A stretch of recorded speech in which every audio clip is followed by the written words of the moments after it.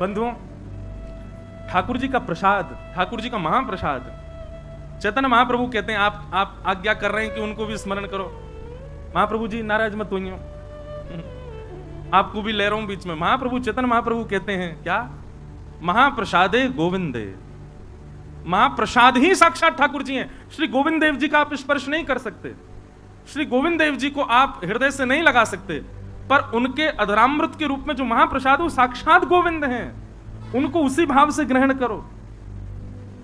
महाराज, हमने कितने बड़े बड़े लोग देखे डायबिटीज, कितने बड़े बड़े लोग देखे अपने परिवार में, ऐसे रसिकजन देखे जो बीमारियों से ग्रसित, डॉक्टरों ने मना कर रखा है कि मीठा नहीं खाना, तला बुला नहीं खाना, ये नहीं करना, वो नहीं करना,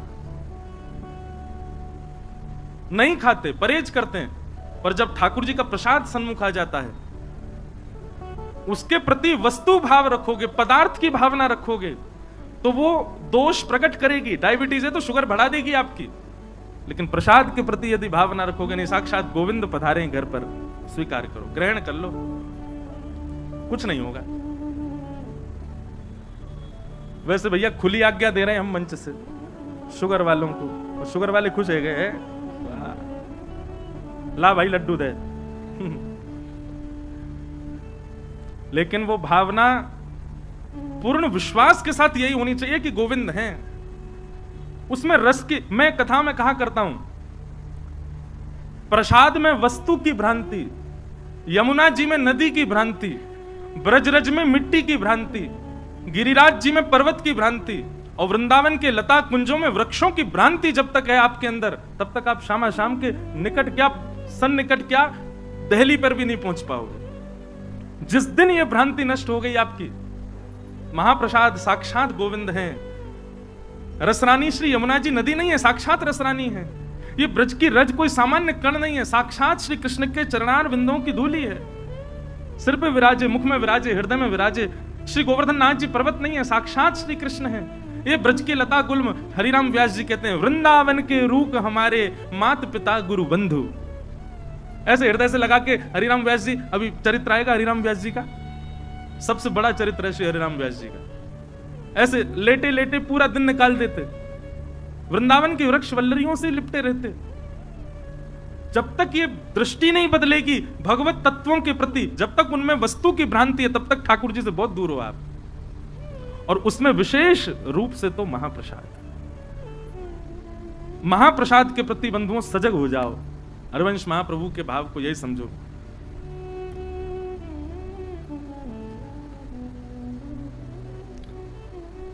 काहू लियो जप, काहू लियो तप, काहू महाव्रत साध लियो है। काहू लियो जप, काहू लियो तप, काहू महाव्रत साध लियो है। काहू लियो गुण, काहू लियो धन, काहू महा उन्माद थाम हियो है। रंचक चारु चकोरन दंपति, संपत्ति प्रेम पीयूष पियो है। श्री राधिका वल्लभ लाल के थाल को, श्री हित हरिवंश प्रसाद लियो है। श्री राधिका वल्लभ के लाल के थाल को, हित हरिवंश प्रसाद लियो है। किसी ने जप में निष्ठा बढ़ाई, किसी ने तप में निष्ठा बढ़ाई, किसी ने धन कमाने में निष्ठा बढ़ाई, किसी ने हृदय के उन्माद को बढ़ाने में निष्ठा बढ़ाई, पर हमारे श्री हितरवंश महाप्रभु जी ने तो श्री राधा वल्लभ लाल जी के अधरामृत में निष्ठा बढ़ाई, उस अधरामृत का सेवन किया। ऐसे श्री हितरवंश महाप्रभु को बारंबार प्रणाम। तो भैया वृंदावन में श्री राधा वल्लभ लाल जी विराजमान है गए। कहां विराजमान भय? मदन टेर, मदन टेर ऊंची ठौर, वहां श्री राधा वल्लभ लाल जी विराजते। अच्छा महाराज जी, एक बड़ी अद्भुत बात, मंदिर नहीं था तो कुंज में विराजते थे ठाकुर जी। और वृंदावन की कुंज बाकी के सब अन्य क्षेत्रों की कुंज से विलग इसलिए हैं, वो सजीव दिखाई देती हैं। मतलब जैसी ऋतु हो जाती है वैसी कुंज बन जाती है। कभी अगर उन्माद वर्षा होने लग जाए तो कुंज इतनी सघन हो जाती कि एक बिंदु भी राधा वल्लभ जी के ऊपर नहीं आ सकती। कभी यदि सुंदर व्यार बहने लग जाती तो कुंज बीच बीच बीच बीच में से ऐसी खुल जाती कि वो सुंदर सुंदर सौंधी हवा श्री राधा वल्लभ जी को लगने लगे। कुंज यदि कभी बहुत गर्मी हो जाती तो ऐसी ढक करके सुंदर सुंदर पुष्पों को श्री राधा वल्लभ जी की तरफ मुख करके प्रकट कर देती, मानो उनको शीत का अनुभव हो। भयंकर सर्दी हो जाती तो ऐसी कस करके एक दूसरे से जकड़ करके मानो एक ऐसा कक्ष जैसा बना देती कि शीत हवा की राधा वल्लभ जी को कष्ट नहीं दे। ऐसी कुंज वृंदावन की। मंदिर नहीं था, कुंज में विराजते, वन में विराजते थे ठाकुर जी। तो वृंदावन में अब आज श्री हितरवंश महाप्रभु के कुछ वैसे तो अनन्य अनेक शिष्य हुए, अनेक भाव प्रकट हुए, पर कुछ मूल आचार्य जो आपके द्वारा श्री महाप्रभु जी के द्वारा राधा वल्लभ जी के चरणों को आश्रित हुए, उनकी कुछ चर्चा हम सुने। तो वृंदावन में हमने पहले ही बताया कि वन था,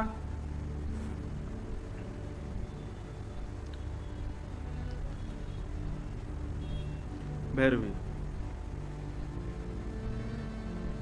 3 दिन है गए, अभी गंभीर राग लियो नहीं, अब निकले में। तो श्री नरवाहन नाम के, अब श्री तो अभी नहीं लगाएंगे, बाद में लगाएंगे, पर नरवाहन नाम के एक व्यक्ति रहते थे वृंदावन के पास में गांव में, भय गांव, वहां पर रहते थे। उस गांव का नाम ही था भय गांव। भय गांव क्यों? बोले सब भयभीत खाते थे उससे। क्यों? निर्वाहन जी इतने क्रूर थे।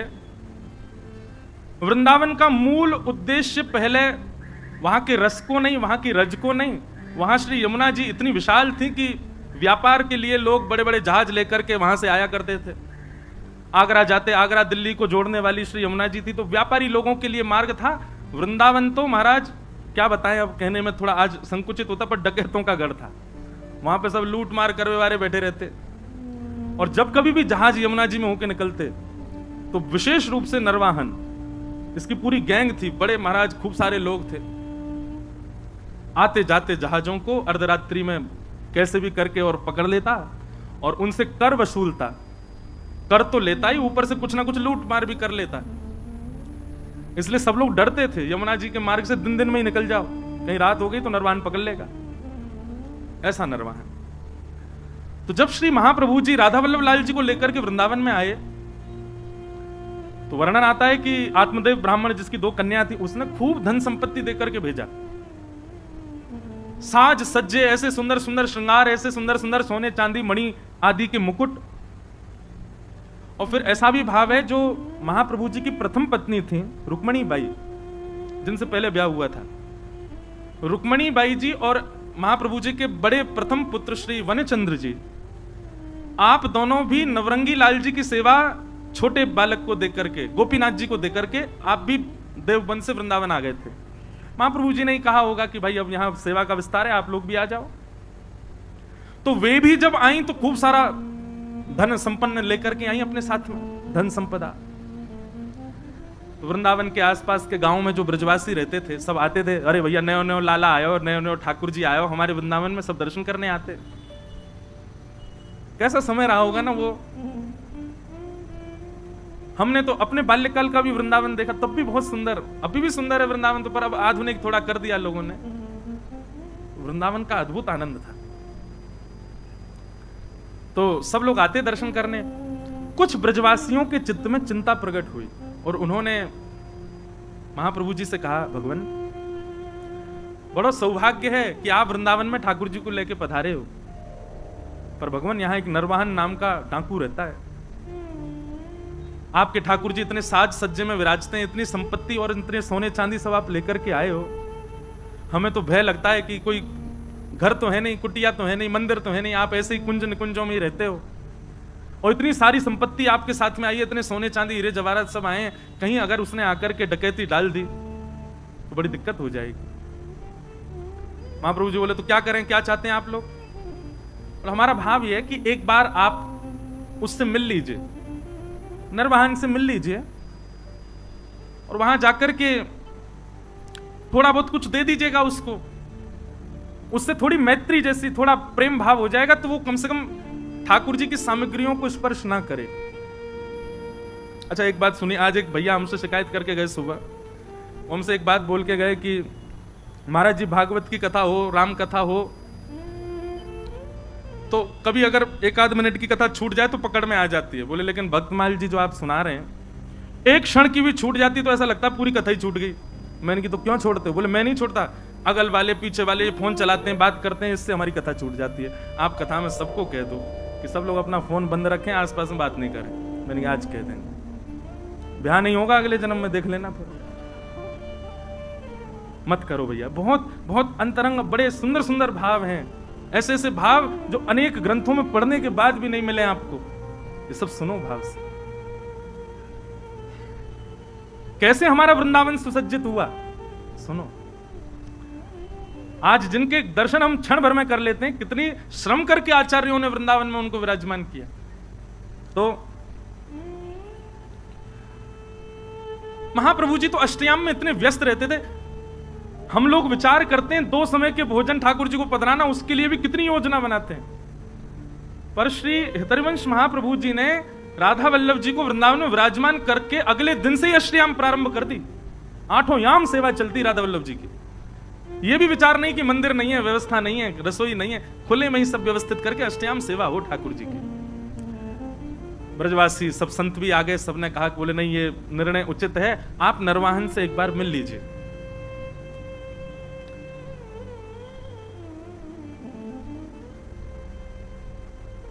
हरिवंश महाप्रभु के लिए तो नाभाजी भी छप्पे में कह ही रहे हैं ना कि वे अपने व्रत के अनन्य उत्कट व्रतधारी।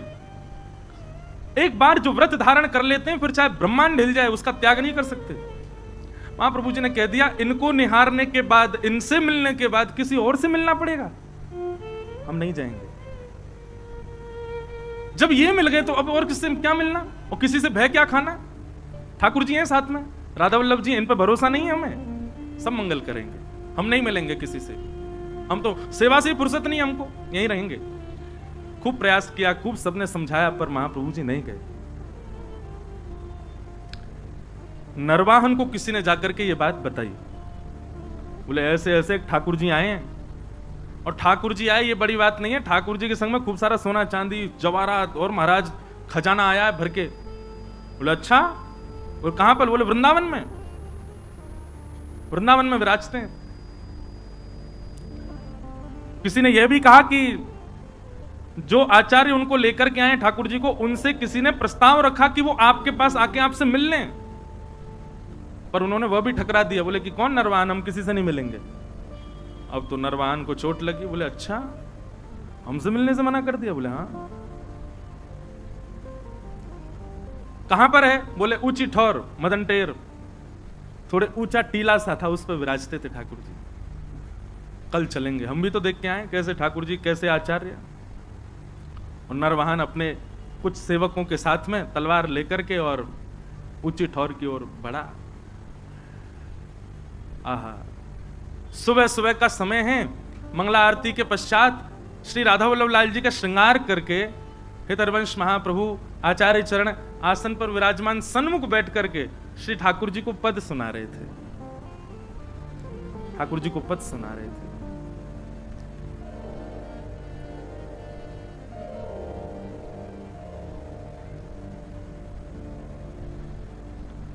बनी श्री राधा मोहन की जोड़ी, बनी श्री राधा मोहन की जोड़ी, बनी श्री राधा मोहन की जोड़ी, बनी श्री राधा मोहन की जोड़ी। बहुत ध्यान से सब लोग बड़े भाव से मेरे साथ गाओ, चिंतन करो श्री राधा वल्लभ लाल जी का।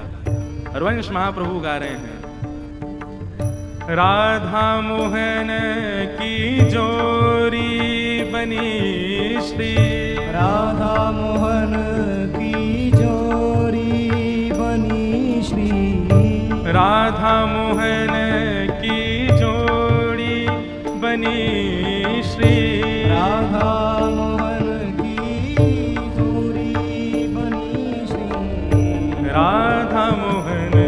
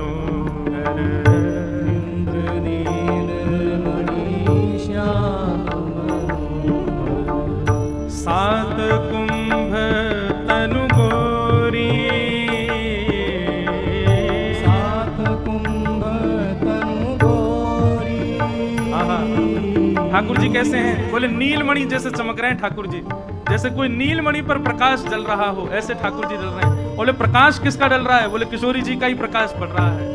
सात कुंभ तनु गोरी,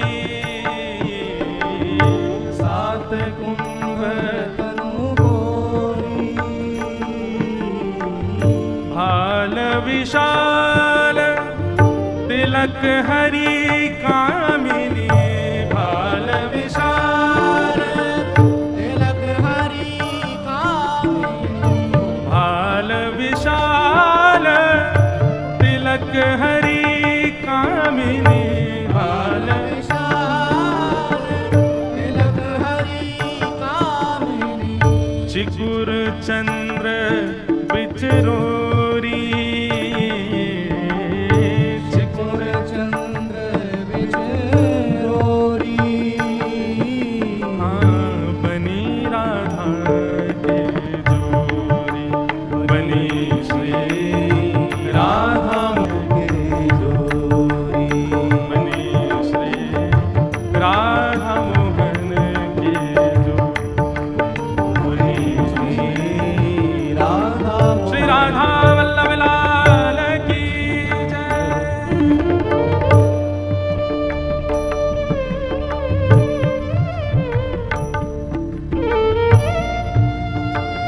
नरवाहन धीरे धीरे समीप जा रहा है, अपनी तलवार से कुंजों को इधर उधर करके फिर आगे प्रवेश करता है। स्वर कानों से भीतर प्रवेश कर रहा है और स्वर में कहे गए शब्दों का चिंतन बनता जा रहा है।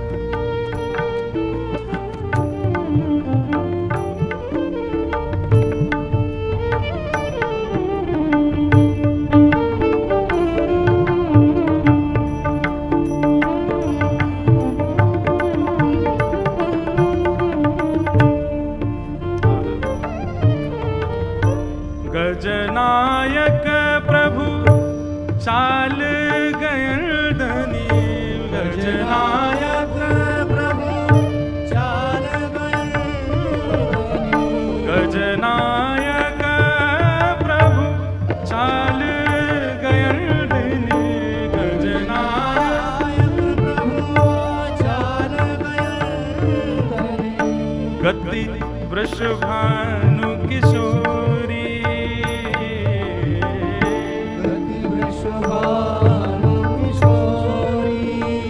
महाप्रभु जी कह रहे हैं गजनायक, सबसे बढ़िया चाल पूरे विश्व में किसकी है बताओ? मदमस्त चाल से चलता है गजेंद्र यानी कि हाथी, उसकी जो चाल है वो मदमस्त होती है, मस्त होकर के चलता है।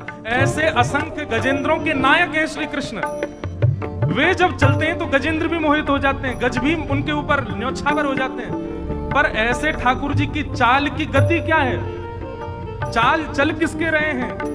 गति वृषभानु किशोरी, हो गति वृषभानु